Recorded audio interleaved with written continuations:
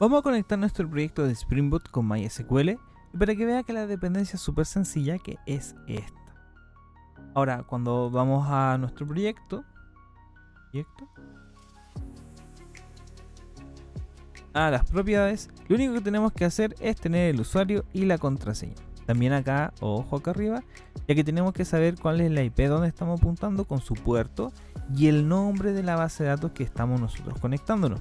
Entonces con todas estas credenciales ya estaríamos listos.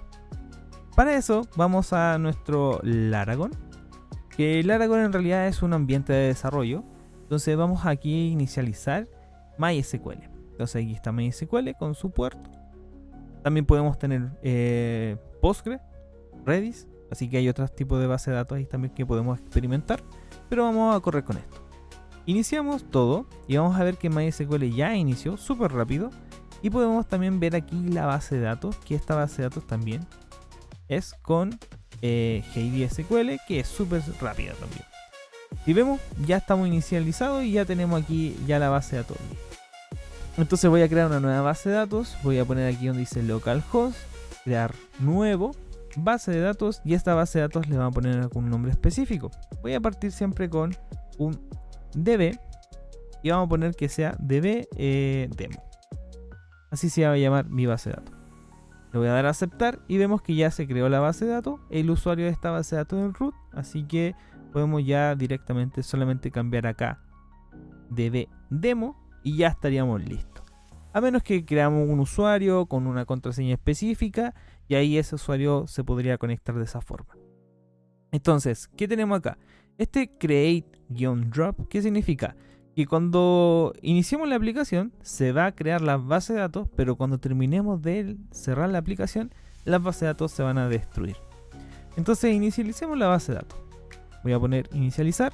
Esto debería funcionar. Ahí se debería crear la tabla que tenemos aquí en el modelo paciente. De hecho, se creó la tabla ahí. Se acaba de crear. Entonces podemos ver aquí la base de datos, también aquí actualizándolo. Vamos a ver que tenemos ya la base de datos paciente. Puede tener datos, puede tener información, pero cuando nosotros cerremos el programa, ahí ya lo cerramos. Vamos a ver ahora nuestra base de datos, actualizamos y vamos a ver que no deberíamos tener paciente y de hecho no lo tenemos. ¿Para qué nos serviría esto? En realidad nos sirve para hacer test, porque así fácilmente se escriben, se registran los datos, se hacen los test y al cerrar el test ya no tendría información esa base de datos. Nosotros también podemos hacer create, pero el create, ¿qué es lo que pasa? Que se van a crear las tablas, va a cerrar el programa, aún se van a mantener las tablas, pero cuando volvamos a iniciar el programa, de nuevo se van a borrar. Y el otro que sería el update. El update ahí ya, si hay un cambio necesario en la base de datos, este se va a actualizar. Entonces vamos a probar este, de hecho vamos a inicializar con este. Vamos a ir, ahí ya se creó, vamos a ver la base de datos que debería tener inicializado aquí la base de datos. Ahí está paciente con la información dada. Si nosotros cerramos, no debería borrarse esta base de datos. Entonces si actualizamos, sigue estando ahí paciente. Eso es lo bueno. Pero ahora, ¿para qué nos va a servir esto? Porque ¿qué pasa si nosotros modificamos algo o agregamos algo? Entonces nos va a servir para después. O sea, aquí vamos a añadir algo. Ejemplo, nos faltó, aquí tenemos correo, nos faltó algo específico. Apodo, vamos a poner apodo.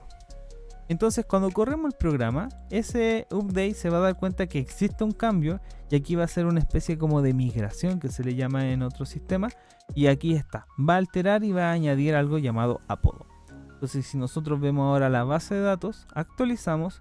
Vamos a ir al paciente y vamos a ver que existe ahora apodo.